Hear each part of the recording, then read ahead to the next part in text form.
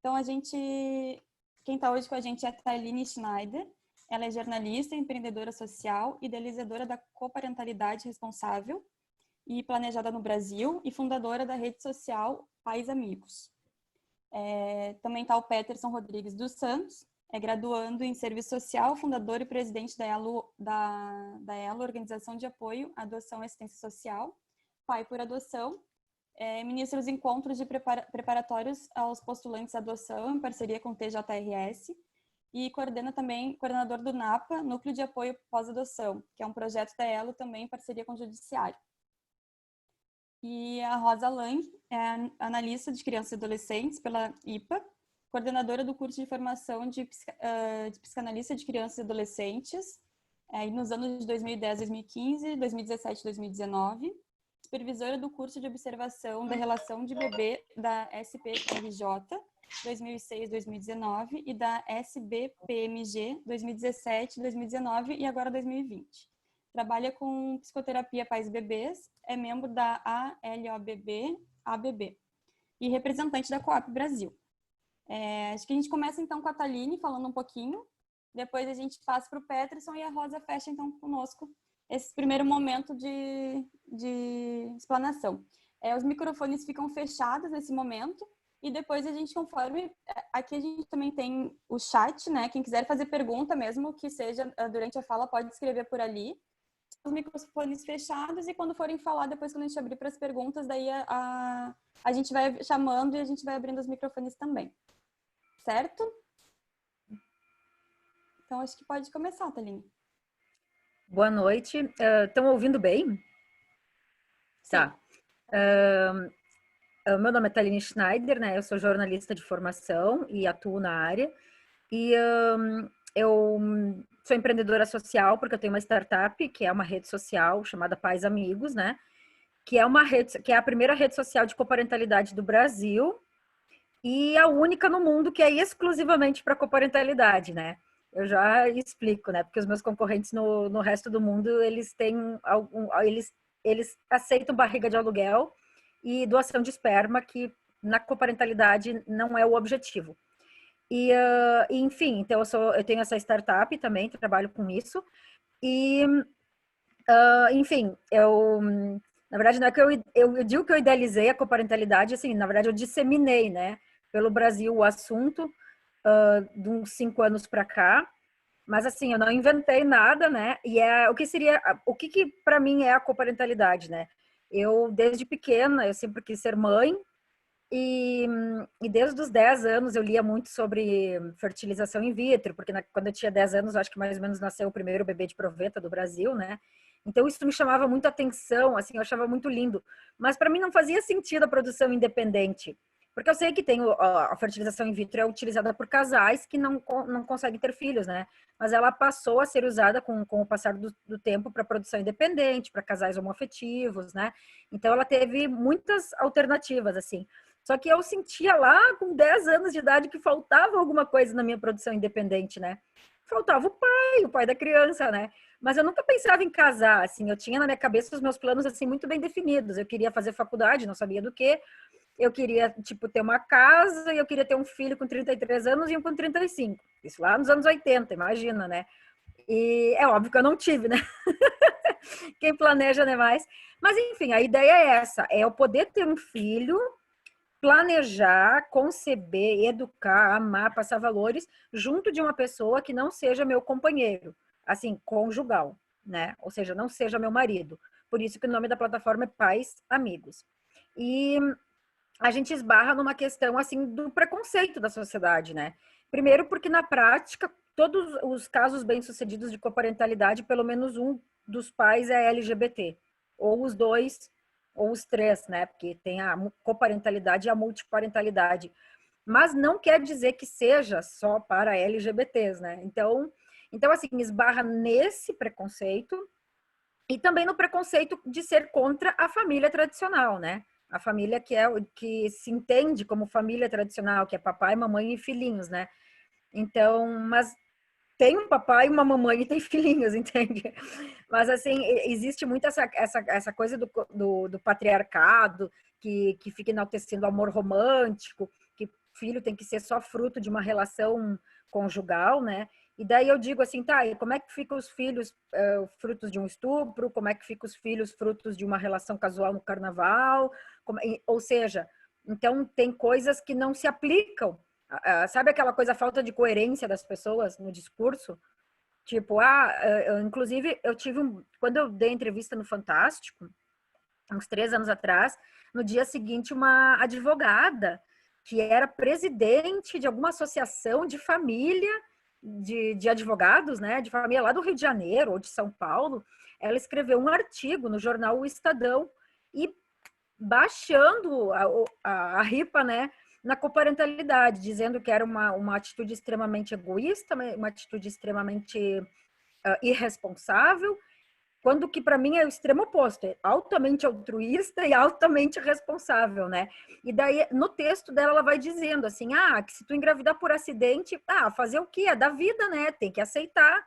Daí tipo, mas se tu se casar e quando tu se separar, o pai do teu filho sumir no mundo, é da vida, né? Não é culpa tua, né? Tipo, a gente tem que aceitar. E aí ela diz, mas como pode duas pessoas adultas serem tão irresponsáveis de planejarem um filho juntas, criarem, amarem, educarem esse filho sem serem casados, né? Então, fica aquele questionamento, assim. Eu digo, eu não sou contra nenhum tipo de família. Na verdade, eu sou ativista da liberdade individual das pessoas. E a coparentalidade é uma alternativa, é mais uma alternativa para alguém, por exemplo, para alguém que não quer fazer uma produção independente, mas também não quer ter um marido, né? E que acha a figura paterna importante. E na prática, nesses 5 anos, o que se percebe é que realmente as crianças são muito saudáveis. Eu dou risada porque eu dou risada de nervoso, né? Porque elas não passam por uma família, por pai e mãe discutindo. Olha aqui. Gente, olha a live da mãe. E assim, então eles não passam por essa questão assim, porque eu sou filha de pais separados, então existe um processo muito doloroso na separação dos pais, e não é nem a separação deles, no caso, porque quando um casal se separa, ele já está com um acúmulo de anos e meses de dores, né, e mágoas. Então, eu sempre digo assim, a separação dos meus pais foi um alívio, o trauma vem do que eles viveram juntos, né? Então, porque assim, porque tem muito esse discurso, as pessoas não se divorciam e jogam a culpa nos filhos. A gente não vai se separar por causa das crianças. Sendo que se vocês querem se divorciar é porque tem algo ruim entre vocês, né? Vocês, eu digo, o casal. Então, a criança sente, os filhos sentem, toda aquela, né? E no Pais Amigos, não tem esse sentimento assim, não vou dizer, claro que uma família coparental tem todos os mesmos problemas que outras famílias, com a criação do filho, com a rebeldia do filho, com aquilo, ou assim, questões de, não, o pai quer uma coisa, quer criar de um jeito, a mãe de outro, mas tem muito mais espaço para sentar e dialogar e conversar sobre do que num casal. E normalmente quando discute, tá com os ânimos aflorados, é amor, é paixão, é mágoa, é controle, é ciúme, tem milhões de sentimentos extremamente íntimos de uma relação conjugal que afetam a relação deles na relação parental, né? Então, tecnicamente, pais amigos, até hoje, tem um dado bem interessante. Até hoje, nenhuma dupla coparental foi parar na justiça. Assim, não teve briga de guarda, briga de, né, disputa, porque foi tudo acordado anteriormente.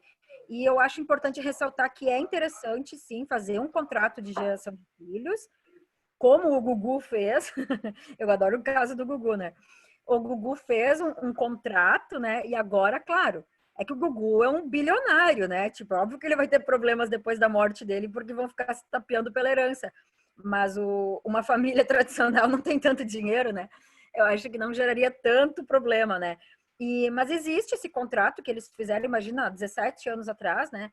E eu conheço filhos de amigos, assim, que tem uma menina que é amiga de um amigo meu que tem 37 anos, tem uma outra menina que deve estar com uns 30, e ela foi feita por 2 amigos. E eu ouço muito, muito, muito pessoas dizendo assim, eu estava na faculdade e combinei com um amigo, se a gente não casasse até os 40 e não tivesse filho, a gente ia ter um filho juntos, né? Então, assim, não é uma coisa tão utópica, né? É difícil, assim, eu entendo que muita gente não consegue entender, né? Mas eu sempre parto do princípio assim, ó, gente, isso não é uma imposição, não é uma coisa que veio para substituir a família tradicional, não é uma coisa que veio para se impor como a coisa correta, a coisa certa ou a coisa a ser feita. Não, é só mais uma alternativa e uma alternativa que que sim, por enquanto se tem um acompanhamento positivo da situação, tanto teoricamente quanto na prática. Mas vamos ver daqui 15, 20 anos o resultado, né? Mas enfim, se a família tradicional não deu certo, vamos tentar outra, que talvez pode dar, mas enfim, é que tudo depende da cabeça das pessoas envolvidas, dos adultos envolvidos. Até um casamento, uma conjugalidade, ela dá certo, e dar certo não é que tem que ser até que a morte o separe. Dar certo é ser bom enquanto se está junto e ter a maturidade para assumir que se não está bom, não pode continuar, né? Mas a gente cresce numa cultura que casamento bem-sucedido é aquele até morrer, que amor tem que ser eterno, e aí a pessoa vai sofrendo anos e anos e anos segurando o casamento, seja por filhos ou seja por, né? Claro, hoje em dia não é mais tanto, mas lembra lá no advento do divórcio, no final dos anos 70, a mulher desquitada era taxada até de mulher da vida, né? Então, é uma coisa assim, graças a Deus que os velhos tempos foram ficando para trás, né? E vai se aceitando as novas possibilidades. Mas, assim, eu acho que já está acabando o meu tempo, né? Tem mais Lizzie. 5 minutos. Ah, tá. Não, que eu acho bem importante, que eu já falei, assim, que a gente sempre orienta lá o pessoal a fazer o contrato, né? Mas eu acho importante destacar uma coisa assim, ó, que a coparentalidade, como ela está disseminada no Brasil agora, a gente está falando, seria a filhos entre amigos, sem o vínculo conjugal, romântico e sexual. Tanto que as pessoas fazem os filhos por inseminação caseira, inseminação artificial no laboratório, fertilização in vitro, né? Justamente para evitar o contato sexual.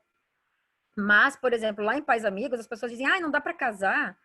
Eu digo, gente, mas quem sou eu para proibir as pessoas de casarem? Se vocês se conheceram, se apaixonaram, casem e sejam felizes.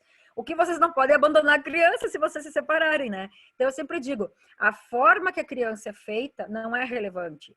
A forma como a relação dos pais, o que eles vão ter entre eles também não é relevante, né? O relevante é fazer uma coisa planejada que que eles entendam que eles separem a parentalidade da conjugalidade, porque a conjugalidade pode acabar, mas depois que tu tem um filho com alguém, a parentalidade não termina, né? Claro que a gente sabe que muita gente foge da raia da sua responsabilidade, né? Mas, assim, tecnicamente, duas pessoas adultas que quiseram ter um filho, elas planejaram esse filho, elas vão embarcar nisso juntas, né, por um bom tempo, assim. E os casos que eu conheço tá dando muito certo, tanto de coparentalidade quanto de multiparentalidade. E lá em Pais Amigos já nasceu mais ou menos, acho que mais de 70 bebês, que eu tenho assim conhecimento, até gêmeos já nasceu, já teve casal que casou, casal que ficou junto e já se separou, tem mãe trans, tem muito LGBT, tem assim, ó, é um leque de diversidade, tem até casais de surdo que fizeram coparentalidade, assim, é uma diversidade em todos os sentidos, sabe? Não só sexual. Mas é importante dizer assim, ó, que a coparentalidade ele é um termo que surgiu com o advento do divórcio, que era para a relação do ex-marido e da ex-mulher na criação dos filhos, né? Porque é a cooperação mútua entre essas pessoas na criação dos filhos. Só que, por exemplo, eu já conversei com uma doutora da URGS, que ela está fazendo pós-doutorado em coparentalidade. E foi muito interessante que eu descobri ela na internet e a gente marcou um café porque a gente morava na mesma cidade. Olha que coincidência, né? A gente se descobriu pela internet. E a gente foi tomar um café junto e ela me disse assim, ó, olha, Thaline, que engraçado. Eu nunca tinha ouvido falar em coparentalidade entre amigos. E isso que ela é estudiosa da coparentalidade, né? E ela disse assim, que ela estuda a coparentalidade entre mãe e filha. Por exemplo, assim, sabe aquela mãe que tem uma filha e a filha engravida? E, tipo, por exemplo, é uma adolescente e mora com a mãe. Então, essa mãe e essa filha vão criar juntas esse bebê. Elas exercem uma coparentalidade. Então, pode ser uma tia com uma tia, uma sobrinha, um tio e uma sobrinha. Quaisquer adultos que são responsáveis por uma criança conjuntamente, eles estão cooperando na parentalidade dessa criança, né? Então, independente deles serem pais biológicos, por isso a coparentalidade pode também ser feita por adoção, né? Tu pode ter um amigo para adotar um filho juntos, né? E então, assim, eu sempre acho assim, ó, que a coparentalidade para mim é uma espécie de criação. Eu acho que deveria ter um curso de coparentalidade para todas as pessoas do mundo que vão ser pais, né, e mães, porque para mim é o exercício da plena civilidade, né? No sentido assim, ó, de que, gente, não dá para misturar as dores da conjugalidade, né, e com a responsabilidade que tu tem pelo filho, né? Mas eu sei que é difícil, porque é tudo emocional, é tudo, né? Mas imagina como é difícil durante um divórcio, a pessoa está muito machucada e magoada, mas acaba descarregando no filho, e é sem querer, entende? Mas é muita pressão. Então, eu acho que a coparentalidade ela é uma forma que, se ela for estudada, tanto juridicamente, psicologicamente, ela poderia sim ser uma forma por exemplo, um dia dizer, essa é a melhor forma de ter filhos, mas ela deveria ser aplicada nos casados, nos separados, nos amigos, nos outros parentes que criam filhos juntos, né? Nesse caso que eu disse, a mãe e a filha, ou, né? Então, seria uma forma da pessoa realmente entender que o importante, o foco daquela relação é a criação da criança. Claro, gente, que isso aqui parece que eu tô romantizando, que é tudo muito fácil e lindo, né? Não, eu sei que não é fácil e lindo, porque quando a gente lida com seres humanos e sentimentos, é um pouco mais complicado, né? Então, é um exercício bem forte que tem que se fazer, sabe? Mas eu sempre penso assim, que é pro bem da criança, que nem o direito de família, tá sempre ali pensando no melhor da criança, né? E é aquilo que eu digo, se uma dupla coparental de amigos forem parar na justiça, digamos, disputar a guarda da criança da justiça, é porque a guarda já é planejada de forma compartilhada, né? Mas, por exemplo, se acontecer alguma coisa e eles quiserem brigar por essa guarda, ou por alimentos, ou sei lá qual o motivo de uma discussão judicial, pro juiz, o juiz vai avaliar essa situação, pro juiz não interessa. Por exemplo, se o filho é fruto de um casamento, de uma relação casual, se é de dois amigos, a justiça está livre de um pai e uma mãe disputando aquele filho, né? Então, eu gosto desse exemplo para dizer que, gente, não tem nada de errado em planejar um filho com um amigo, né? E, assim, os casos que eu tenho de sucesso, por enquanto, sempre... Os casos que estão dando certo, realmente estão dando certo. Mas aí, não sei, eu acho que era isso. Eu queria agradecer a oportunidade de falar um pouquinho sobre isso. Agradecer a Renata, que me convidou, e ao Instituto de Ensino Horizontes, né, de estar aqui com vocês. E a Rosa e o Peterson, que estão aqui comigo, e a Lisiane, que está coordenando. Obrigada. Obrigada. Então, tá bem. Vamos passar para o Peterson, então. E aí depois a gente abre para as perguntas. E a Rosa, e aí a gente abre para as perguntas. Contigo, Peterson. Boa noite a todos. Então, eu sou o Peterson, pai do Lucas, que é o que eu me orgulho mais. Até já vou, depois quando falando um pouquinho mais de mim, a gente já entra no assunto, mas eu preciso pegar o gancho da Thaline já. Pelo que eu entendi, o que nós vamos falar hoje aqui é sobre... envolve preconceito, né? Porque essas parentalidades, elas não deveriam ser novas, porque se a gente está falando hoje aqui, eu no caso falando de adoção, é uma coisa que não é nova, mas ela é vista ainda pela sociedade como nova. Falou em coparentalidade, casos aí de 30 anos, enfim, das pessoas que tiveram filhos dessa maneira, eu acho que ela na prática não é nova, né? Talvez o conceito veio depois, mas também não é novo. Mas o preconceito, não, o preconceito é muito antigo. ele é antigo e é atual. E eu acho que justifica também o nome da mesa do velhos tempos, porque a gente anda num retrocesso terrível. Então, acho que a gente vive hoje num dia que... Né, hoje foi um dia bem agitado também, que aconteceu muita coisa nesse país. Boas. E a gente vive num retrocesso e todo dia a gente tem que ficar se justificando ou pedindo permissão para dizer que eu posso ser pai ou mãe. Desculpa, cara pálida. Então, até quando a gente fala, A Thaline usou um termo que eu não gosto, que é o família tradicional. Para mim, a família tradicional brasileira são os índios. Então, eu sei que eu entendi o teu contexto. Mas, assim, quando a gente fala e eu aqui hoje, que o meu lugar de fala, né? Apesar de sempre eu falo sobre adoção, então vou me permitir também falar sobre famílias com homoafetivas, né? Então, em junho é o mês, então, do orgulho LGBTQI+, e cada dia aparece uma letra que nem eu sei. Então, eu sou o pai do Lucas, eu sou pai solteiro, então, justamente o contrário, então, eu fiz questão da produção independente, então, porque eu sempre pensei na ideia, nossa, eu nunca vou ser pai, porque eu acho um saco ter que convencer alguém de um projeto, de uma coisa que eu quero, entendeu? E a adoção, ela surgiu na minha vida meio por acaso, assim, porque eu apadrinhei o Lucas, porque eu acreditei naquelas pessoas que sempre me disseram que eu não podia nada, que eu não poderia ser... que na minha cabeça, porque eu nunca tinha ido atrás, mas na minha cabeça, pela cultura e pela criação que eu tive, gays, solteiro, pobre, jamais seria pai.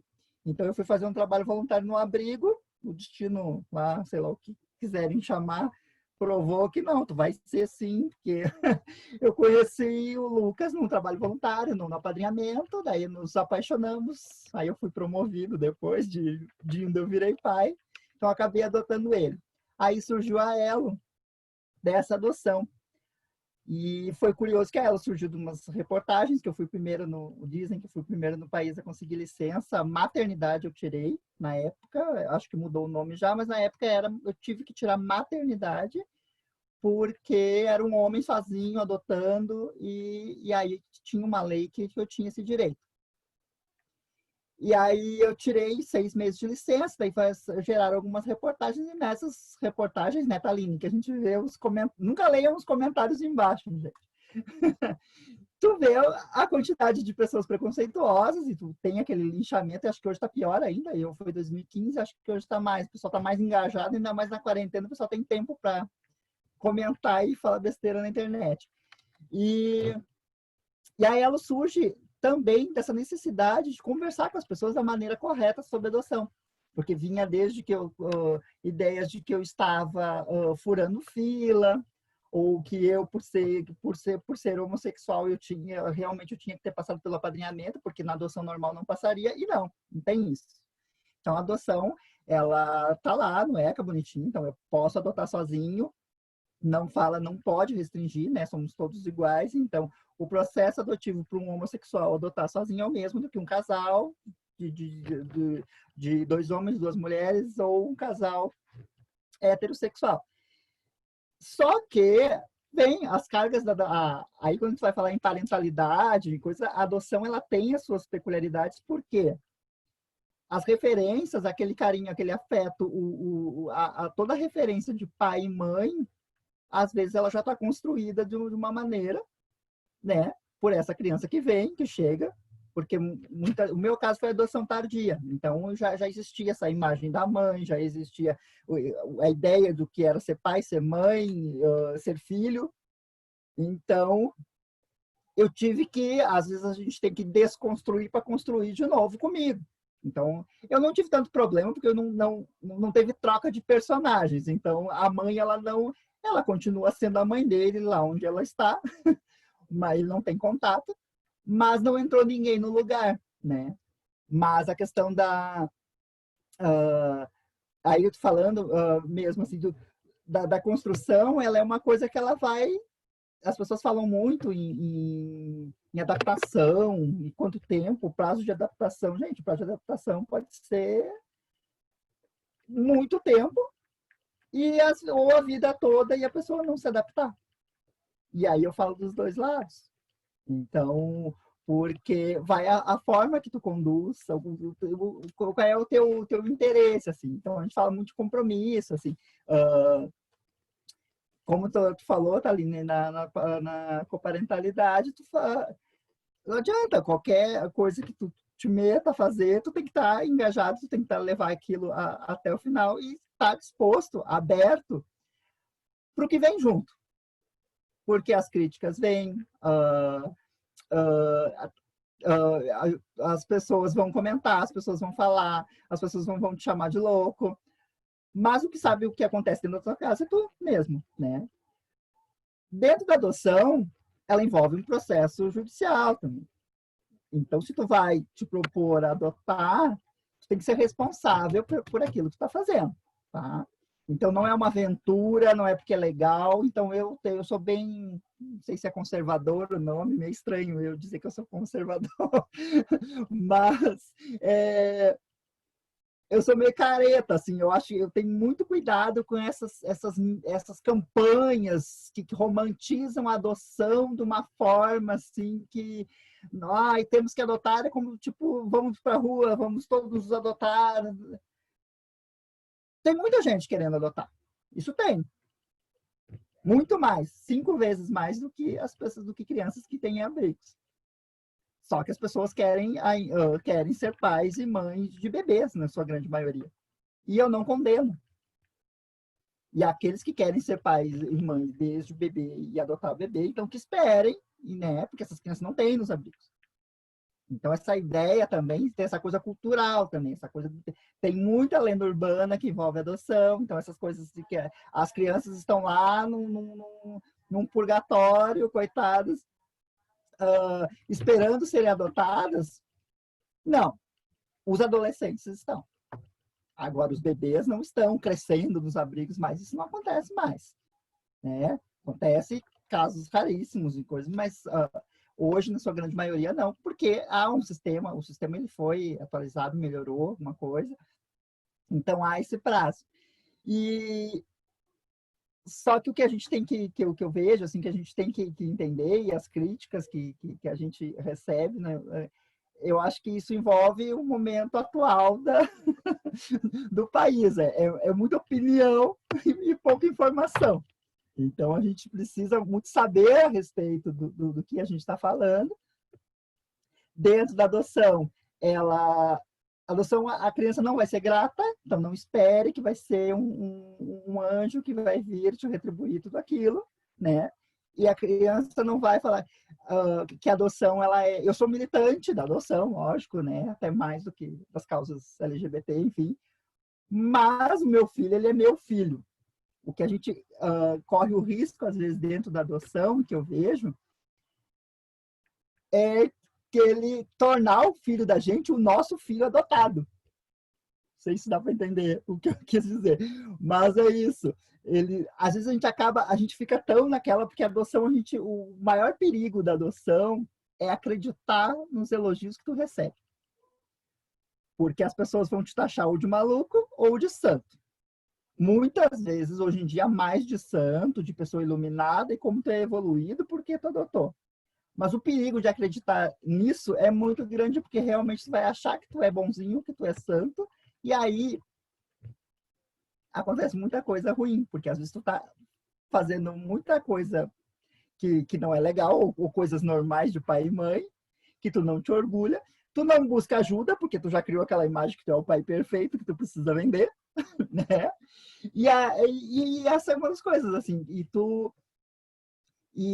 assim, então, acho que a humildade, procurar ajuda, terapia, porque a adoção, ela nunca é, por mais que a minha foi, eu adotei sozinho, mas quem cria é eu e minha mãe, então há uma coparentalidade aí, então eu e a minha mãe, então nós educamos o Lucas, até eu falo para ele quando eu tenho que chamar a atenção dele, ele fala, mas é meu pai que me adotou. Eu falei, não, mas olha na certidão. A certidão tá meu nome e tá o nome da minha mãe também. Então, quem tá lá na certidão, você pode mandar em ti. Então, e nisso que nós vamos lidando, assim. Acho que estourou o tempo, né, Liz? Não, 5 minutinhos ainda. Tá bom. Então, eu acho que essa é uma das formas que a gente tem de lidar. Então, a gente tem que cuidar um pouco, assim, nem tão ao céu, nem tão ao inferno. A adaptação, ela é bem demorada, então ela é longa.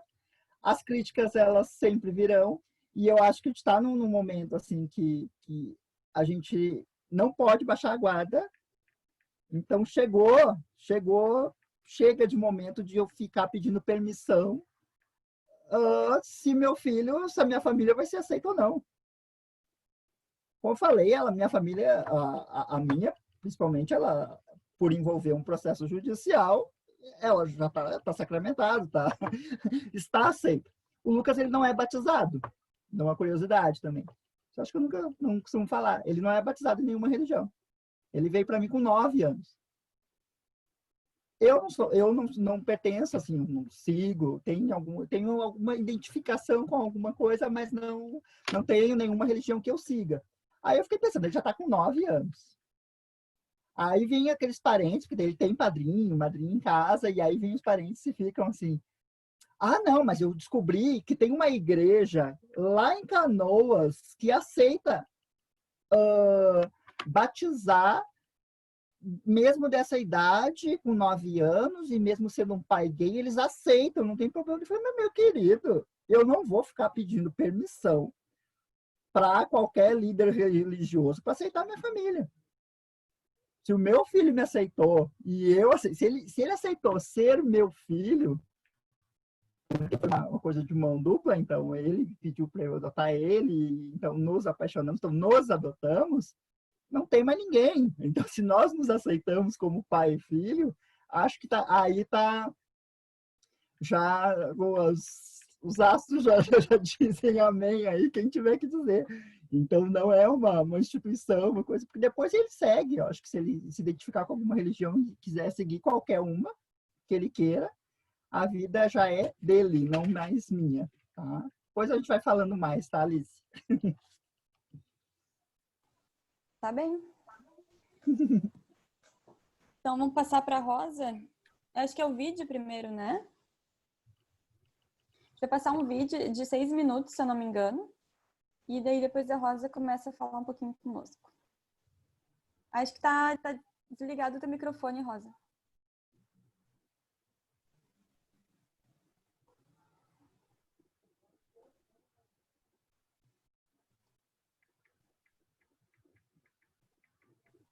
Fica ali embaixo, do lado bem esquerdo.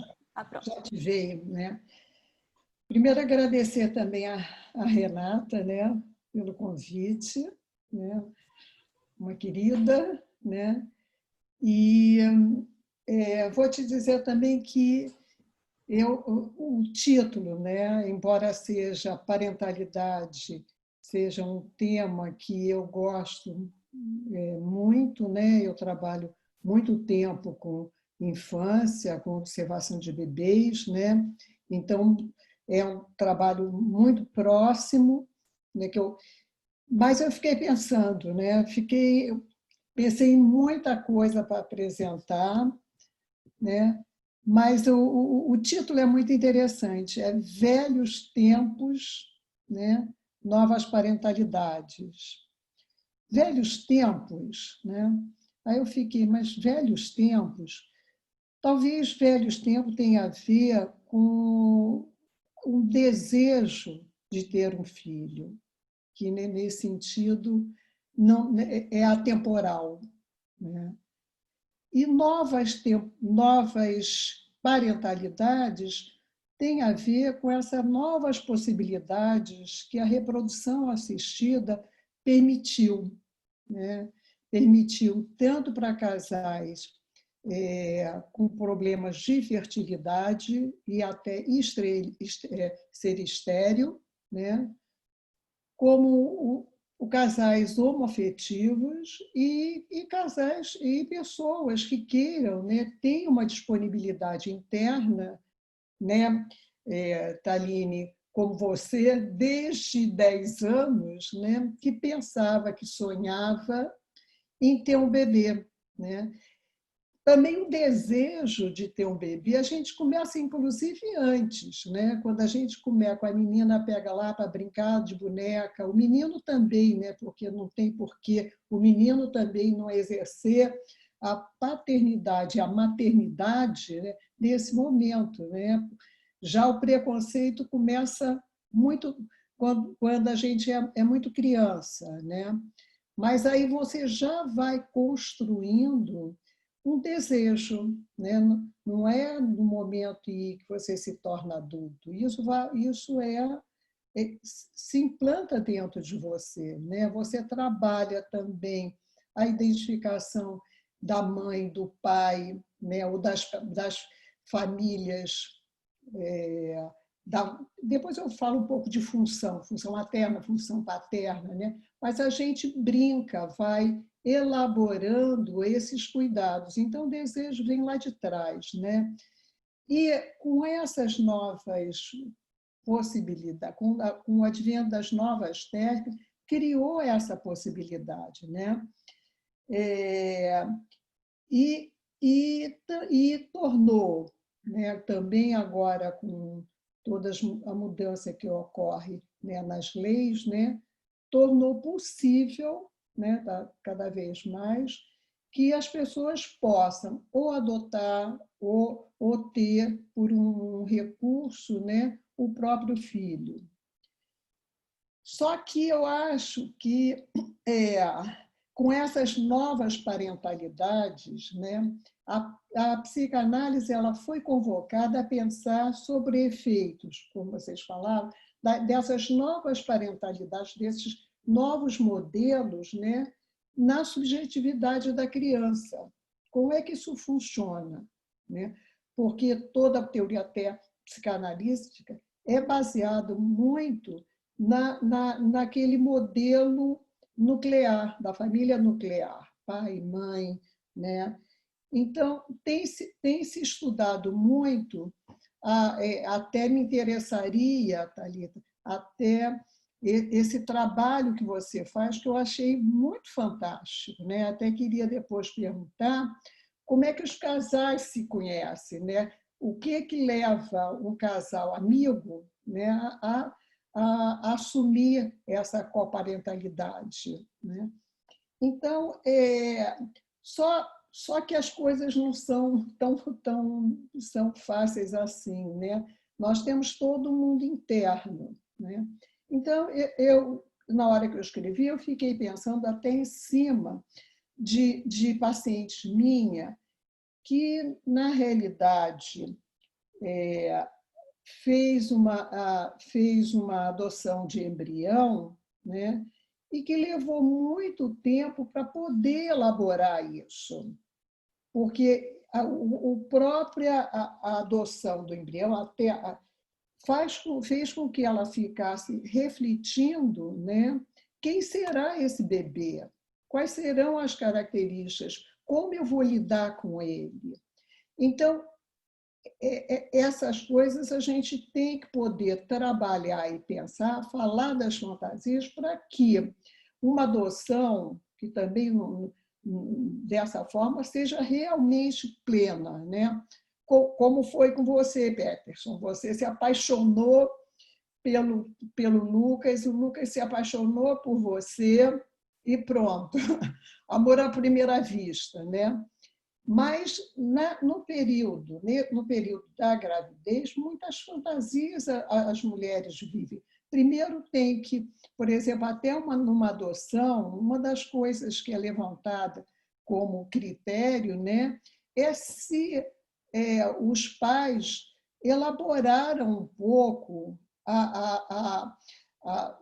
fizeram um luto da infertilidade, né? Então, tem questões emocionais que é muito importante trabalhar e pensar e ter acesso para que a adoção seja plena, né? Seja como você e o Lucas, né? Que realmente você precise amar a criança, que é isso que dá a liga, é isso que dá o vínculo, isso é o que traz a saúde mental, né?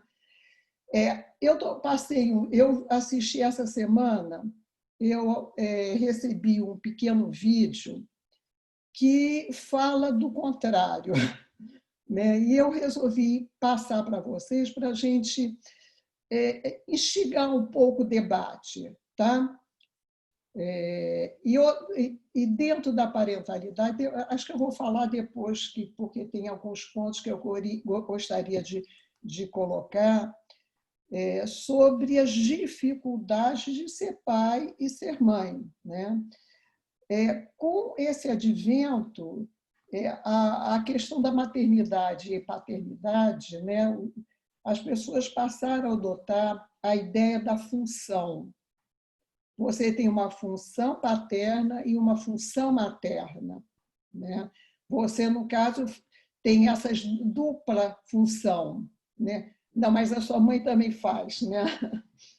Então, isso é muito interessante. E uma colega nossa, né, da Coap, ela amplia essa ideia e vai falar que, na realidade, porque no modelo de um sistema das famílias patriarcal, o pai entrava como corte na relação para que possibilitasse a entrada da criança no simbólico, né?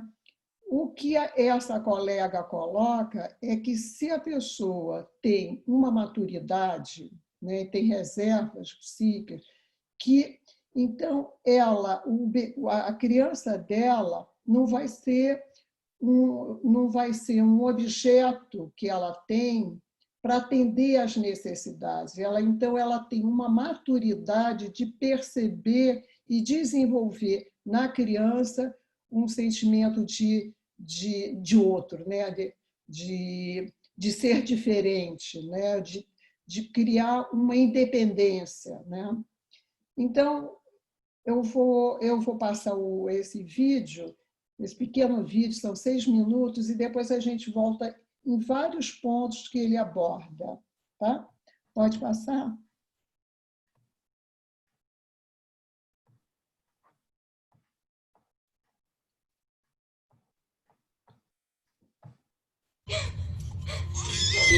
Vocês estão escutando o áudio?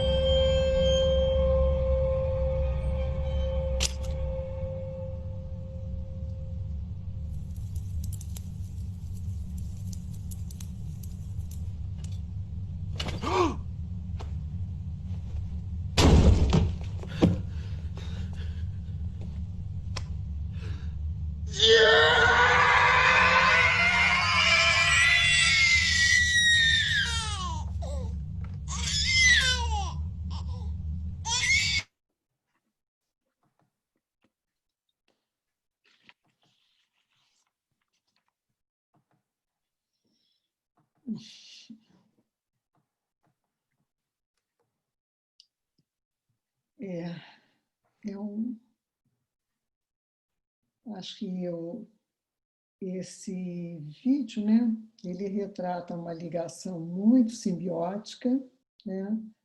A gente vê toda a tentativa da criança de ir para o mundo, de explorar, de se individualizar, né? E a relação que impede, né? O bebê e a criança passam a ser objeto da mãe, né? E você vai vendo como ele reage, né? Muito fusionado à mãe. A mãe tinha um tique, um jeito de falar, e ele tinha também uma identificação muito próxima, sem fronteiras, sem barreiras, né? Sem fronteiras, né? Uma indiscriminação, né? E eu acho que aí tem muitos dados para a gente poder pensar e conversar. Eu queria, se a Renata depois permitisse, também que depois as pessoas pudessem falar um pouco do impacto, porque esse vídeo é para apresentar e as pessoas começarem a falar e a gente conversar sobre, né? E depois você vê que no final, quando ela falece, o choro é o choro do bebê, né? O choro do bebê. E daquele momento, por exemplo, a fantasia que eu fiz, que talvez esse bebê fosse fruto de um estupro, né? de alguma coisa que impedia ela de se vincular. Como é muito comum, né, a mãe que não consegue vincular, fazer o que a gente chama de uma formação reativa, né?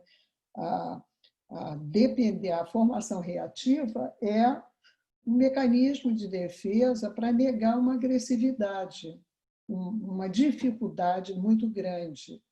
Então, internamente, há uma superproteção que abafa. A criança não existe, né?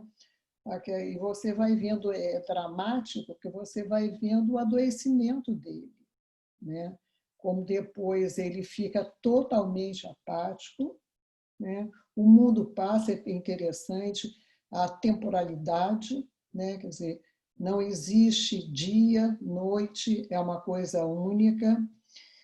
E, e, é, e a tentativa dele na adolescência, né, de sair é um vínculo imaginário, é um cordão umbilical imaginário, né? E que na hora que ele tenta cortar, né, a mãe tem um ataque histérico, né? E a vivência dela é uma vivência de morte, porque, né, normalmente é assim, né? Você, às vezes, em casos desse tipo, a gente trabalha muitas vezes a dupla para poder que a mãe suporte a separação e não viva a separação como a morte.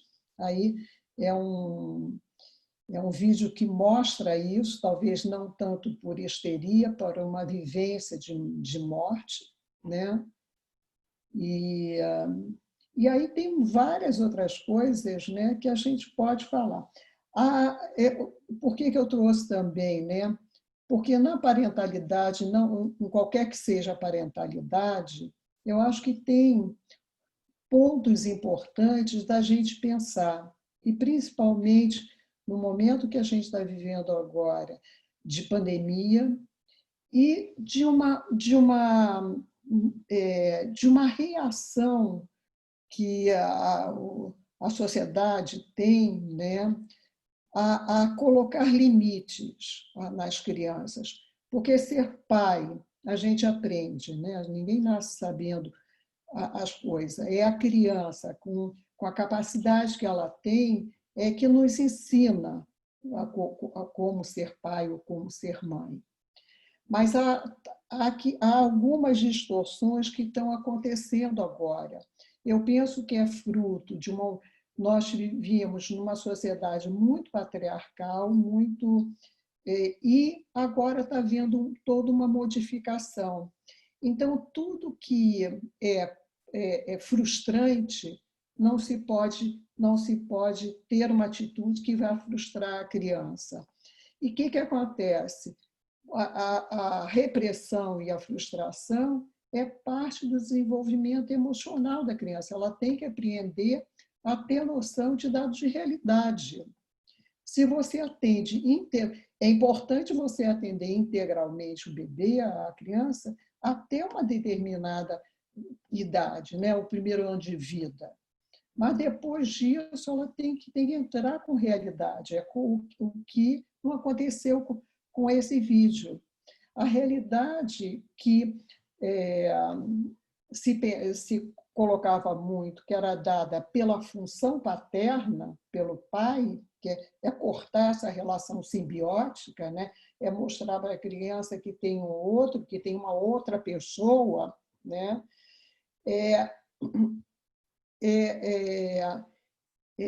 Isso é importante por várias situações, né? Mas pode ser feito também pela pessoa que tem uma maturidade e entende, consegue fazer com que a criança possa se desenvolver, né? Possa estudar, pode ter outras relações, fazer ter o que se fala da família ampliada. A família ampliada permite que haja várias pessoas que se interagem com a criança, né? O que que é patológico é essa simbiose, é o não rompimento, que pode determinar patologias graves, né? Como a psicose, né?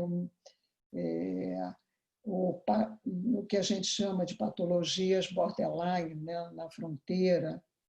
Então, isso, eu queria colocar isso, quer dizer, que é uma coisa que está acontecendo muito, né? A criança não pode ser frustrada, né? A criança tem que aprender as coisas. A criança não nasce sabendo das coisas, tem todo um desenvolvimento do eu e da personalidade que vai tem etapas de desenvolvimento. Como a criança nasce, não sabe rolar, ela tem que engatinhar, ela tem que andar. Do ponto de vista psíquico, também tem etapas, né? Tem a infância, tem a primeira infância, tem a infância, depois tem a latência, tem a puberdade, que inaugura a adolescência. Então, você tem etapas de desenvolvimento.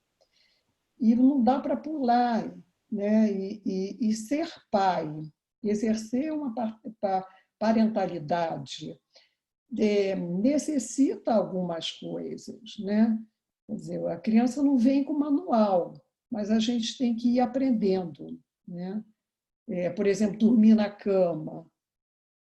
Dormir na cama, porque um atraso atualmente, né, no desfraude, um atraso na retirada da chupeta, o uso abusivo de tablet, sem que haja uma interação, qualquer que seja a relação, né, homoafetiva, o que a criança precisa é da relação. O que a criança precisa é da paixão que Peterson tem por ela, né? Isso cria uma autoestima, cria um sentimento de reconhecimento, de filiação, que é fundamental, né? Agora, talvez seja com essa pandemia que os pais estão com as crianças mais em casa, às vezes enlouquecidos, né, com a situação, mas quem sabe se também não cria melhor esses vínculos, porque o dia a dia da vida da gente, eu acho que eu moro no Rio, mas eu acho que em todas as grandes cidades tem sido assim, né? É uma correria, a gente acaba não tendo tempo para olhar um dever do filho, sentar meia hora, conversar. Então, essa situação que está acontecendo, ela pode trazer um encontro e pode gerar um desencontro muito grande, né? Então, nesse sentido também, há um aumento da violência, né, que Renata e eu e Juliana aí nós fazemos parte, né, de um... Tem mais alguém? Acho que não, né, Ju? Fazemos parte do comitê, né, comitê que estuda estuda essas questões do feminino, do masculino, da parentalidade. O que a gente vê é um aumento assustador, né, do feminicídio, né, aumento de agressão às crianças, a pedofilia, outra coisa que os pais têm que ter, né, internalizado é a questão da geração, né? Pai é pai, criança é criança, né? O respeito a esse limite. Então, a repressão não faz mal, a apresentação do mundo não faz mal, a gente tem que ensinar para os nossos filhos. E a questão da barreira entre gerações, né? Isso é uma das coisas que a gente tem que resgatar dos velhos tempos. são novos tempos, mas a gente tem que resgatar os valores, alguns valores da educação, do desenvolvimento emocional dos velhos tempos, não em extremo, mas usando o bom senso e a intuição. Tá? Certo. Não sei, estou na hora, terminei, não sei. Isso. Vamos abrir para perguntas, né? Conversar um pouquinho também, a gente ainda tem meia hora. Tá. A gente tem uma, deixa eu ver. A Júlia, ela comentou algumas questões aqui. Não sei se você gostaria de falar ou o que eu leia. Então, deixa eu falar, né? Melhor. Né? Eu acho também. Fica mais Abrir o microfone próximo. embaixo no lado esquerdo. Deixa eu ver. Consegui. Estão me ouvindo? Sim. Então, eu achei o vídeo interessante, mas assim, eu trabalho há muitos anos com parentalidade, com a transição, estando com homens, com mulheres, e ainda me causa um pouco de preocupação o vídeo que mostra a mulher como responsável pela patologia do filho. Eu atendo, os maridos acabam vindo se tratar comigo, e esse discurso de que a mãe é grudada, que tem essa simbiose, eu vejo que assim é como se fosse um dado concreto e inabalável que ele não pode entrar na relação. Tipo, eles têm essa relação e eu não consigo entrar. Então, eu ainda vejo como uma forma meio machista da sociedade estar olhando a mulher como ela responsável. E, então, por que ele não entra na relação? Por que ele não luta para entrar nessa relação? E depois, também, no desenvolvimento humano, o filho, ele vai se tornar uma pessoa adulta, madura, no momento que ele diz não para essa relação simbiótica e ele se impõe, ele corta. Independente da mãe vai ter um ataque, vai ter uma crise. Isso é se tornar adulto, isso é se colocar. Então, esse formato que se tem de colocar a mãe sempre como responsável de todas as patologias, eu acho que ela ainda tem um pouco de ranço machista, de a gente achar que sempre a mulher é a culpada por todos os problemas que os filhos têm, e a gente não olhar por que esse homem não está, que falta, por que ele não está ali, que falta que ele faz, por que ele não se insere nessa relação, e por que o filho adulto também não batalha para romper essa simbiose. Então, assim, ele é um filme super interessante, eu como psicoterapeuta gosto dele, só que eu também trago essas questões para a gente não continuar compactuando com essa forma machista de se ver a mulher, né? Acho que não estamos mais compactuando que sempre ela é responsável. Nós temos que colocar também os outros atores, né, dentro dessa lógica e de um amadurecimento também desses filhos e das relações. Era só isso que eu gostaria de estar colocando. Posso responder? Como é que você... Por favor. Pode. Concordo, Júlia, integralmente com você, né? O vídeo fala assim, de uma relação única, da dificuldade dela, né? Mas eu acho perfeitamente, né? Quer dizer, também a gente estuda por que essa pessoa não entra, por que o homem não entra, né? Por que o homem também não ajuda. Mas é uma coisa, Júlia, que está mudando muito nos casais dessa geração e da anterior, e isso era muito comum, um formato, né, de estrutura muito patriarcal, né, que o cuidado era era a mãe com o filho, né, o cuidado era a mulher que exercia e o marido saía para trabalhar.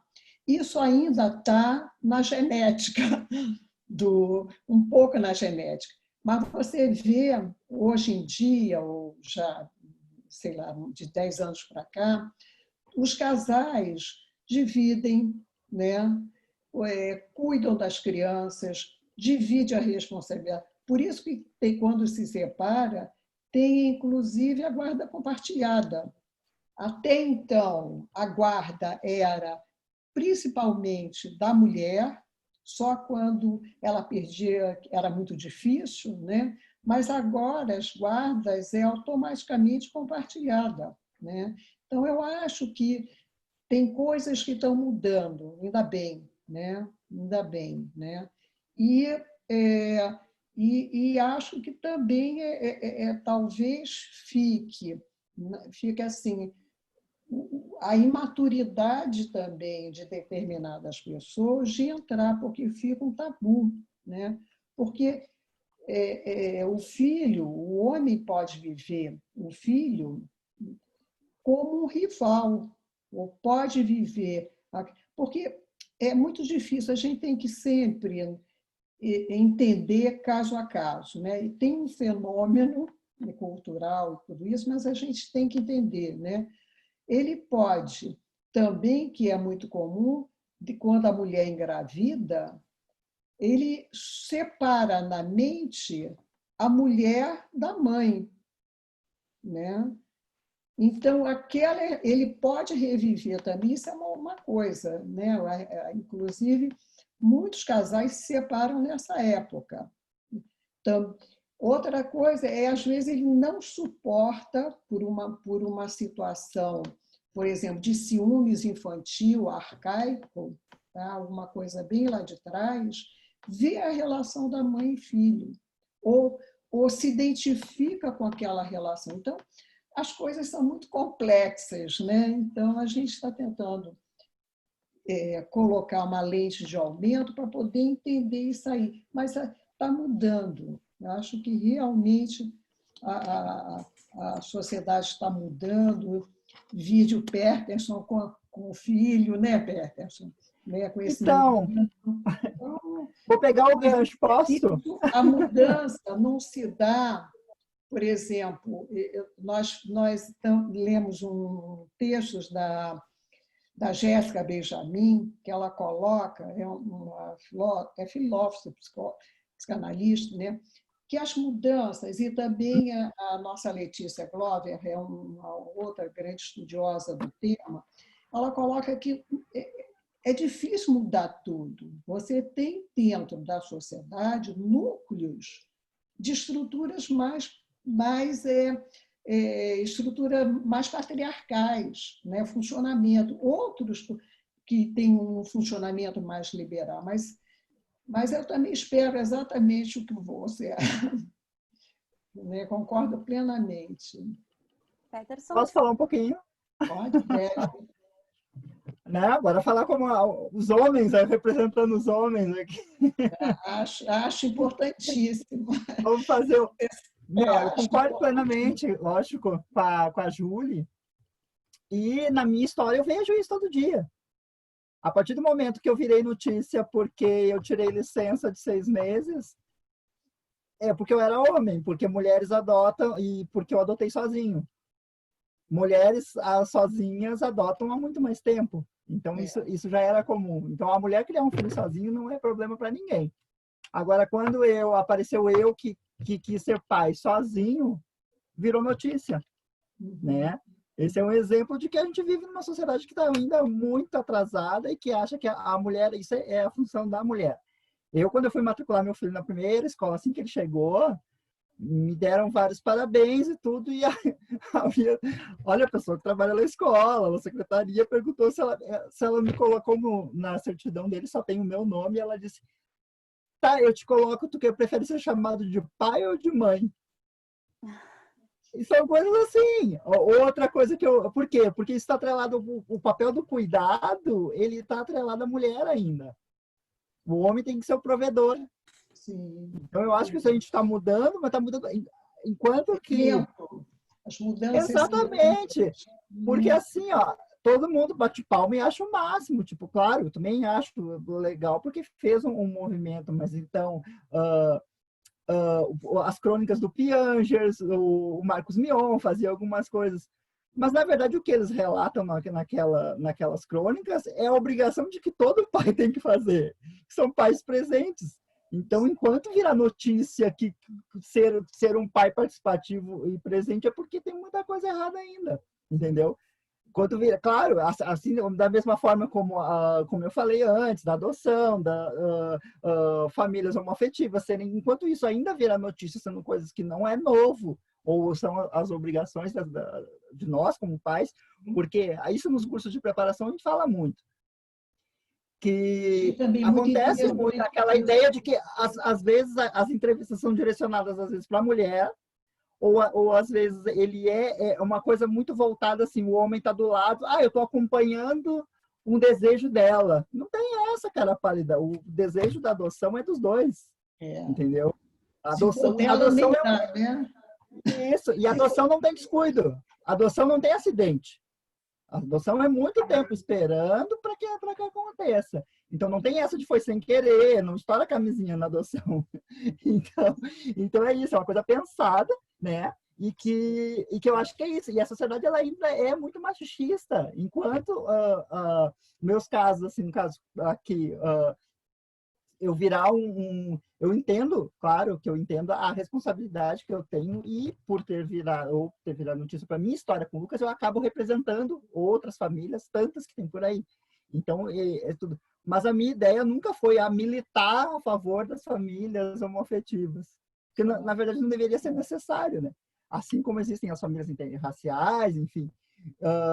Então, a gente tem que mudar a pequenos passos isso e mostrar que isso. Então, conversas como a de hoje, então, mostrar que isso é comum. Então, eu amei o comentário da Júlia ali, achei perfeito, porque é isso mesmo. Ainda é a mulher. Ainda me perguntam quem é a mãe. Claro, é muito comum tu olhar uma carteira de identidade. Meu filho ainda não questionou, porque ele não usa, ele tem 14. Ele não usa ainda de apresentar documento nos lugares, né? Agora nem sai de casa. Então, só que depois ele vai ser questionado, eu sei disso. Porque na carteira de identidade dele diz filiação Peterson Rodrigues dos Santos. Só. Agora, se aparece para vocês uma carteira de identidade para vocês fazerem um cadastro aí no Instituto Horizonte, alguma coisa, só com o nome da mãe, vocês não vão nem ficar espantados, é normal. Só o nome da mãe. Eu não consegui trocar o CPF dele lá, eu tive que recorrer dentro da Receita Federal, porque não aceitam CPF sem nome de mãe. Uhum. Então, não aceitam. Lá tem o sistema para Google, então no CPF dele eu tô como mãe. No Muita cadastro coisa lá. tem que ser feita ainda, né? Exatamente. Então, porque não aceitam. Tu vai no posto de saúde, eles perguntam o nome da mãe. Então, por quê? Essa sociedade, tanto que hoje não se usa mais o pátrio poder, porque o pátrio poder remete ao pai, então hoje não. Hoje é a destituição do poder familiar. Então são esses termos que aos poucos a gente está conquistando. E para variar, eu falei demais, tá, Alice? Não tem problema. A Carla também fez um comentário, não sei se gostaria de falar. Carla. Cadê a Carla? Da função. Oi, boa noite. Isso, não, só comentei, né, da importância da função materna e paterna, que não necessariamente, né, é a mãe ou o pai, né? Sim. Muitas vezes numa família na qual a gente não tem a presença do pai, pode ser um avô, um tio, enfim, né? Então é importante ressaltar essa relação, né, da função materna e da função paterna, né? Exato. Carla, põe o vídeo para a gente conhecer. Ela... Bota sim, só um momento. Só para a gente... Botei aqui. Opa! E a função paterna e materna, na realidade, nos casais de hoje, né? Às vezes, um tem essa função, por exemplo, função materna. Eu tenho um paciente que ele é mãe, né? Ele troca a fralda, ele limpa, ele dá banho, faz a mamadeira, né? Quando a mãe briga, a mãe é mais explosiva, briga, ele dá colo, ele está numa função materna. Por isso que passou a ser usado função materna e paterna. O questionamento é que se precisa ter uma função paterna. Uma função paterna é a função de corte, né? Como Lacan coloca, né? A ideia dele é que a mãe é devoradora, e não é, né? Que precisaria de um outro. E o que a Fiorini, né, coloca é que se a mãe a questão toda é da saúde mental da mãe ou do pai, né? Porque eu num grupo a gente estava discutindo isso e uma colega minha, ela me falou que nós estamos falando sobre sobre eu não sei se vocês assistiram, na Netflix tem uma série chamada Os Bebês. Sim. Né? E é muito interessante, tem várias pesquisas, e uma das pesquisas é medir o índice de oxitocina em casais homoafetivos que adotaram e casais heterossexuais que adotavam. O que eles viram que o índice é exatamente o mesmo, que a pessoa estabelecendo um vínculo amoroso aumenta a oxitocina.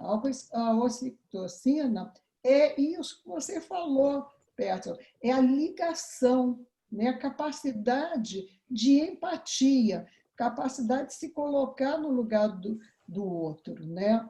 A capacidade de aumentar uma sensibilidade que descobre o que o outro está sentindo, que é fundamental, isso é fundamental para o bebê.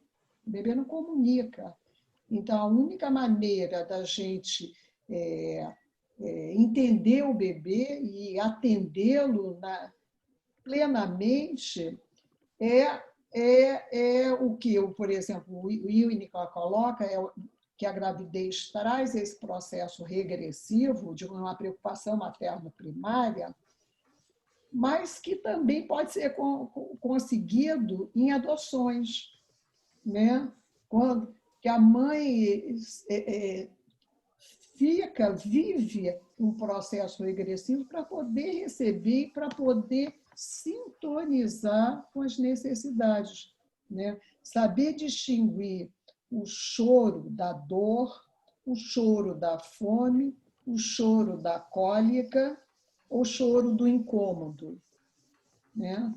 Ela consegue o bebê chorar, estando no outro quarto, ela acorda, bate um carro, isso aconteceu, o carro deu uma freada, eu não acordei. Meu filho chorou no outro quarto, ninguém escutou, eu levantei e fui ver, porque é a sintonia mais fina. E ela comentou, essa colega, que eu não sabia, nós estamos falando da produção, inclusive, de leite, né? Ela contou que aconteceu, né, sei lá, uns 20 anos atrás, 30 anos atrás, a mãe, o casal estava viajando, o bebê era muito pequenininho e a mãe falece durante a viagem. E que isso está registrado em livros de medicina, né? Depois ela ficou de me dar a referência, ainda não me deu, até vou cobrar. E ele não tinha como alimentar. Ele colocou o bebê no peito e ele produziu leite. Foi o que salvou a criança. E isso é impressionante, isso. Depois eu pego os dados melhores e passo, né? Eu fiquei, nós já estávamos conversando, porque isso é hormônio, né? É a mesma musculatura. Então, e outra coisa, que complementando, assim, também fez pesquisas, né, sobre casais homoafetivos na adoção e casais heterossexuais, né? Não tem, quer dizer, depois de um tempo se fez uma pesquisa mesmo com um grupo de controle e viu que medindo o desenvolvimento, né? O desenvolvimento é igual, né? A criança se desenvolve porque o que importa é a relação, o que importa é o cuidado, principalmente nos 3 primeiros anos, né?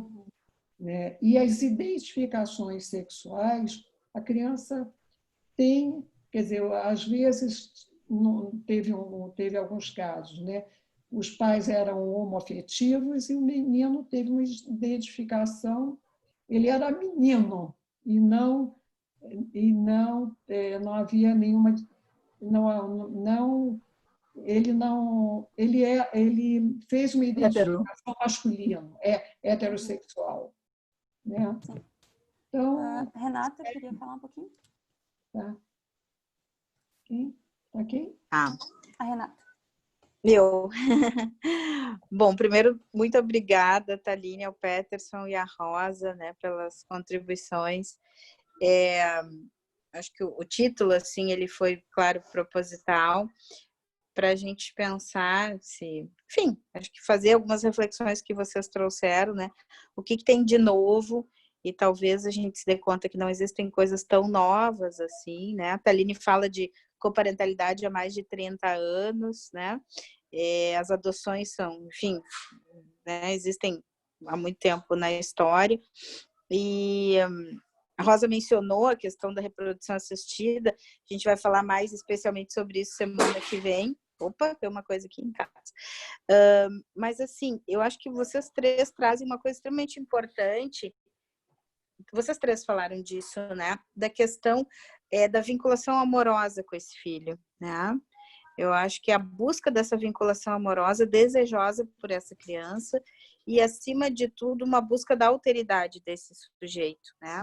Eu acho que é isso que está implícito ou explícito nas três falas, assim, na fala da Thaline, que eu vejo assim que traz, né, essa ideia da coparentalidade nesse sentido, pensando que a questão de não passar, né, de que a parentalidade não passe por uma relação amorosa ou sexual, enfim, né, que isso deixaria a criação desse filho, ou esse desejo por esse filho, um pouco mais livre de variáveis que a Rosa mencionava antes, que daqui a um pouco podem aparecer, né?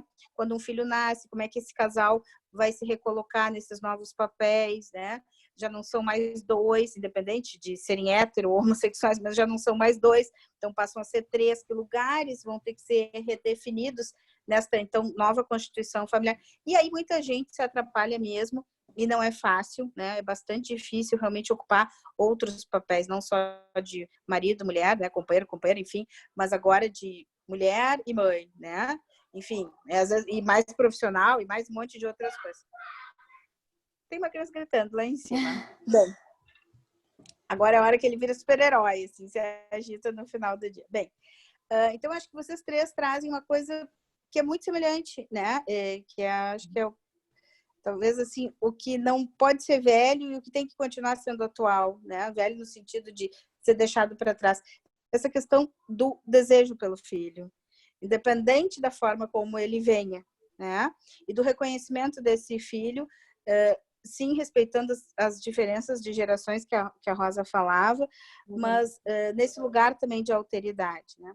Só queria fazer mais um comentário. Quanto ao vídeo, eu acho que a gente tem que...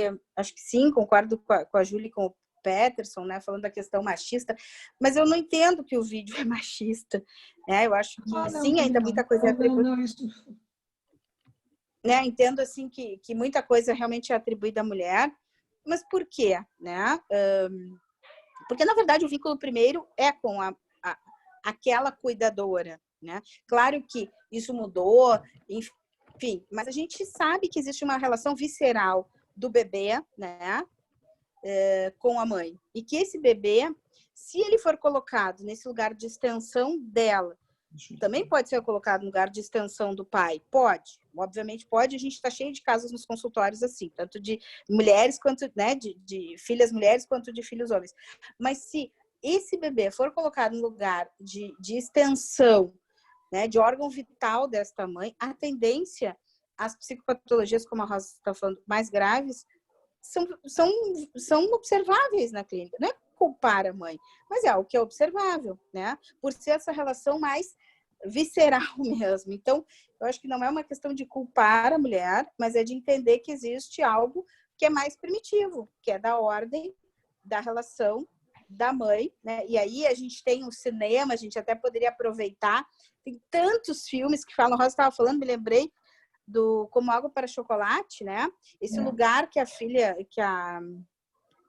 ocupa, esqueci o nome, né? Dela, que é o lugar que ela ocupa. Então, assim, poder pensar sobre isso. Não quer dizer que todas as mães vão ser assim, né? Vão ser mães que não conseguem cortar o cordão umbilical, mas não vamos negar que isso acontece, isso está nas nossas clínicas, está nas nossas, né, os nossos, enfim, nossas vidas diárias. Só isso.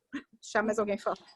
Acho que a A gente Juliana tá... quer falar, né? Isso, a gente está chegando no final já. Aí a Juliana quer falar um pouquinho conosco também. Depois a gente já pode ir pelas considerações finais, né?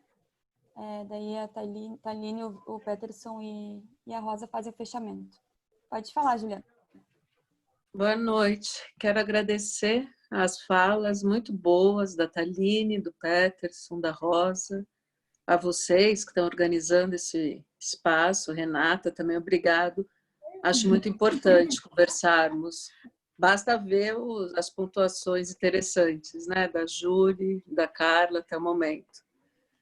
E eu estou vindo pensando que tem um processo de transformação permanente que a cultura vive, né? E acho importante a gente pensar sobre isso e lembrar que o psiquismo também é um organismo vivo que está em movimento sempre na vida, né? No COAP, como a Rosa lembrou, o nosso comitê, que é um comitê científico da IPA, a gente estuda sexualidade, né, de uma maneira geral, e a gente vem estudando as questões além desse binarismo do feminino e do masculino, né, que demanda ser reconstruído, descentralizado, para introduzir realmente as outras formas de pensar o sujeito, né? Porque a ideia é exatamente de ter uma psicanálise ampliada e porosa para essas questões que a gente vem observando. E junto com isso, o que a gente observa hoje, atualmente, a gente utiliza a função terceira, né? Que é a função do cuidador. Né? Lacan já escreveu bastante sobre isso e a gente vem pensando muito nesse sentido, de uma função terceira.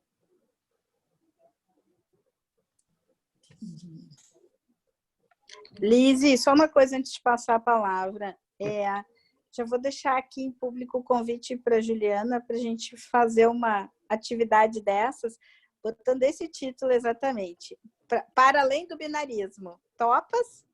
Vamos pensar depois? Tá. Obrigada, Renata. Mas... Tem que ser assim, público, que daí as pessoas não podem fugir dos convites. convites. Que não, né? É amiga. Sua, claro. Falamos depois nos bastidores. Ok. Tá Obrigada. Então, vamos fazendo o fechamento, né? Acho que a Thaline, ela fez um comentário antes, então, aqui pra gente no chat. Acho que podia começar, então, com o fechamento, até para fazer suas colocações também.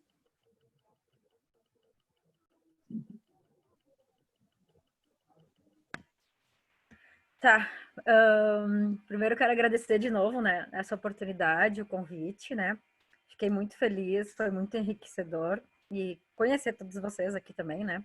Participar desse momento, poder falar, e eu acho que as falas foram todas, assim, sei lá, todas específicas, mas muito costuradas uma na outra, né? E realmente, como a Renata disse, tudo é muito baseado no afeto e num desejo muito grande de paternar e maternar, né? Mas eu sempre digo assim, ó, existe o desejo de ser mãe e de ser pai, às vezes até por opressão social, né? Eu sempre falo lá para as meninas lá no Pais Amigos, por que tu quer ser mãe, né? Por exemplo, chegam meninos lá dizendo, eu quero ter um filho para deixar minha herança. Eu quero ter um filho porque para deixar meus genes para a humanidade, sabe? Tipo, gente, eu já ouvi tudo isso, né? Eu quero ter filho. Né? Ou assim, eu já vi uma menina chegar lá, eu tenho que ter um filho porque minha mãe não para de pedir um neto. E eu digo, tá, mas tu quer ter um filho? Meu Deus do céu, tu sabe a responsabilidade que é, né? Então, assim, a gente se depara com N coisas. E eu fico muito feliz quando amigas minhas me mandam uma mensagem, tô saindo do grupo, não é para mim, vou falar para minha família que não quero ser mãe, eu vou assumir minha solitude, minha liberdade de não ser mãe, né? Eu acho muito bonito, sabe? Porque as pessoas não pensam, né? Eu mesma penso, será que eu quero ser mãe? O que será que é essa vontade? Mas assim, eu tenho vontade de gestar, de parir, de amamentar, eu queria passar por essa situação, essa sensação. mas também quero passar pela sensação, quero adotar uma criança, né? Isso é um plano, assim, que eu tenho desde a infância também. Mas para finalizar, eu já agradeci. Eu só vou fazer o comentário ali que eu falei. Não, que o Peterson tinha dito que a adoção é sempre planejada, tu não adota por acidente, né? A coparentalidade também, né? Porque ela é planejada. Tanto que é muito comum as pessoas chegarem lá e antes de engravidar falarem com 10, 20 pessoas. Porque antes de engravidar, tu combinou tanto com a pessoa e aí tu viu que não é aquela pessoa, sabe? Até o Dr. Rodrigo, o presidente do IBDFAN, ele comenta, eu fiz um contrato de geração de filhos que quando estava pronto eles foram assinar, eles leram e eles, não, a gente não vai mais ter filho junto, né? Quando eles viram no papel, a bronca que era, não vamos ter, né? Então, assim, e toda essa mudança que a gente comentou, de o pai ser mais cooperativo e, por exemplo, assim, de quebrar essa imagem de que o pai é o provedor e a mãe é a cuidadora, isso tudo é a essência da coparentalidade. Por isso que eu volto naquela questão. Coparentalidade é para casais casados, separados, porque é o exercício da divisão das responsabilidades, né? Porque eu até botei ali a responsabilidade de ambos os genitores na criação, cuidados e zelo da criança. Eu botei, claro que tem adultos maduros e responsáveis que, por exemplo, se eles fazem um filho por acidente, eles acabam, sim, mesmo não planejando aquele filho, os dois assumem aquela responsabilidade, seja ficando juntos como um casal por um determinado tempo ou para sempre, ou não, ou tipo, não, nós fizemos um filho e nós dois somos adultos e responsáveis pela cagada que a gente fez, né? Então, assim, até tem uma história muito bonita que é em Porto Alegre que aconteceu. A menina queria muito ter um filho e as amigas disseram, engravida de alguém, aí fica com alguém engravida. E ela fez isso, o que eu acho muito errado, tá, gente? Eu não indico, tá?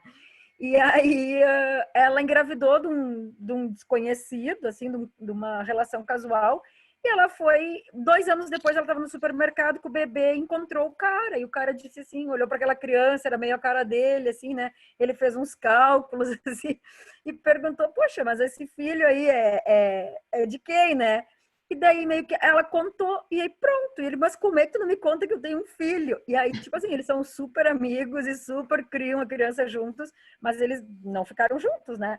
Então, tipo assim, a menina teve um filho escondido do cara e o cara louco para ser pai e ficou até chateado que ela escondeu o filho, né? Na verdade, ele até poderia processar, que ela não podia, ela não tem o direito de esconder, né? Mas, enfim, no final acabou tudo bem. Mas o objetivo é esse, de tentar desconstruir essa diferença entre pai e mãe e que todos possam cooperar na criação dos filhos, independente da relação que eles tenham entre si, os adultos. Era isso, e um agradecimento e um beijo. Peterson?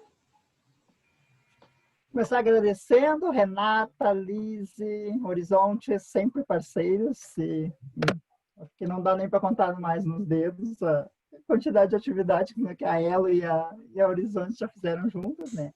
Fazem ainda. Só para encerrar, eu não achei também o vídeo machista, eu peguei o gancho, e na verdade, quando eu vi o vídeo no início eu fiquei na dúvida se era eu e minha mãe, que eu moro com a minha mãe hoje ainda, mas eu saí, fiquei mais de 10 anos fora, morei em São Paulo, depois voltei, hoje moro com ela, que ela tem certa idade. E também o meu medo de também, porque assim, na adoção, daí acho que só para contribuir rapidinho, a adoção a gente faz um caminho no meu caso da adoção tardia. Esse cordão ele foi cortado muito cedo. A primeira infância, ele passou dentro de um abrigo. E aí eu tive que dar um nó, amarrar esse cordão, para daqui um tempinho, daqui a pouco, eu cortar de novo. Então é um vai e volta. Então aí isso me fez. Esse cordão, para mim, ele foi bem, bem significativo assim, no vídeo. Assim. E eu morro de medo, tenho medo de criar um filho banana, assim, de ficar grudado, de depender tudo de mim. Porque ele tem o tempo dele diferente. O Lucas, ele chegou com 9 anos, ele não era nem alfabetizado. Então, ele tem umas questões também que ele toma, medicação ainda é controlada. Então, tem várias coisas, assim, como que tu solta e também porque tem esse... Não era um fio que já veio, então eu tive que cortar eu tive que amarrar esse fio, então a adoção ela é isso, eu acho que ela amarra o fiozinho que já estava solto, que não tinha uma referência ali, e aí era só, como foi falado aqui, do cuidador, ele tinha milhões de cuidadores, então até entender, e acho que a Lise está aqui ainda, a Lisiane Sense, que faz o curso de preparação comigo, a gente fala muito em aceitar a aceitação.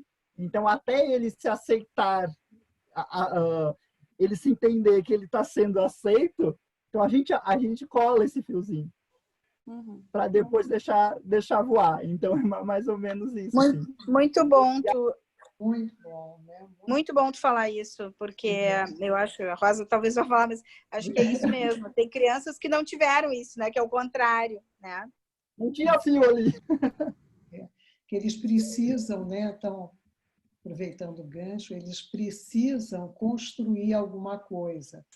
Ou porque a ruptura foi muito cedo, muito precoce, ou porque não teve, né? Por algum motivo, foi logo milhares de pessoas cuidando, né? Então, ele precisa construir. Então, vai chegar um momento que ele vai... Normalmente, eles se desmamam, né? Mas agora precisa de uma maior maternagem, maior cuidado. E é isso também que, às vezes, a gente encontra na clínica, né? Os pacientes muito traumatizados, muito não conseguindo fazer um vínculo, eles precisam fazer isso para poder crescer, né? Muito bonito. Eu gostaria de agradecer, né? Então, você aprova, a Fiorine, que é a nossa colega, que ela está sempre aí, né, Renata? Aí com você também, né? Aí, acho que é isso, ela vem da supervisão.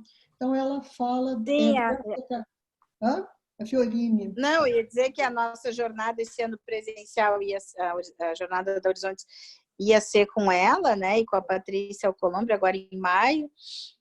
Por motivos óbvios não aconteceu, mas a gente está negociando com elas data para setembro ou novembro. Não, novembro. Para que a jornada seja online. Então vai ser setembro a nossa aqui, né? Agora, a nossa nossa do Brasil, porque todo mundo pode acessar. Mas a ideia é que ela venha falar sobre gênero, que ela fale sobre as questões de gênero, né? Sim, então, aí todo mundo pode assisti-la. Vou fechar o microfone para ti. Então, agora eu me perdi um pouquinho. Mas eu achei muito bonito, achei muito bonito essa imagem que você fez. A gente precisa costurar, né? Ele precisa disso para acreditar, para depois ele se soltar, né? Então, é isso que eu ia falar, que eu me lembrei da Fiorine. Então, a Fiorine que fala da terceira idade, né? Ela diz que dentro do sujeito ele pode ter uma maturidade para funcionar como pai e mãe, né? Quer dizer, dar condições de ter essa sensibilidade que você está tendo, de entender isso, em algum momento permitir que ele voe, né? Que não foi o caso desse videozinho que eu mandei para vocês. Também não acho que é alguma coisa machista, né? Mas existe também uma responsabilização da mulher, né? E um ataque, né, a essa situação, né? Mas eu acho que tem situações realmente patológicas e, como a Renata falou, mãe que gesta é mãe, né? Por mais que o outro faça a função, tem essa questão, né? Gente, muito obrigada, né? Gostei muito de estar aqui com vocês, né? Não tinha ideia de como ia ser, é o primeiro live, né? Que eu faço, mas eu gostei muito. Muito obrigada a todos, né? Obrigada, Renata, pelo convite. Eu que agradeço mais uma vez a vocês. Obrigada, Lise, por ter coordenado. Certo. Eu queria só deixar um convite para vocês também. Aí, então, a gente está com essas quintas psicanalíticas, ganhamos nomes, né? Semana que vem vai ser sobre reprodução assistida em tempos de pandemia, que vai ser com o grupo Procriar da Brasileira. E a Ângela Marcon Dávila, que é ginecologista e obstetra pela URGS e o Clínicas, né? Isso. E diretora da Embriões Centro de Reprodução Humana. Embrios. E nós temos também, dia 27 de junho, esse evento daí não é gratuito. A gente vai ter uma atividade com a LASNIC para falar sobre corpo, dor e cuidados transdisciplinares no atendimento de bebês e irmãos de autista. Num sábado, né? Então, ela começa às 9 horas da manhã. E para público externo da Horizontes, o valor é R$50, se não me engano. Isso, né, Renata? Isso. Inscrições pelo Simpla, a partir de amanhã a gente está divulgando, né? Isso, da mesma vagas limitadas. Isso. Da mesma forma, então, pode me inscrever. Aguardamos, esperamos Já todos. pode. Certo? Então, acho que é isso para essa noite de quinta. Então, obrigada, boa noite. Boa noite para todo mundo. Aline, gostei muito do trabalho dela, seu trabalho. Achei muito interessante. Né? Tá bom.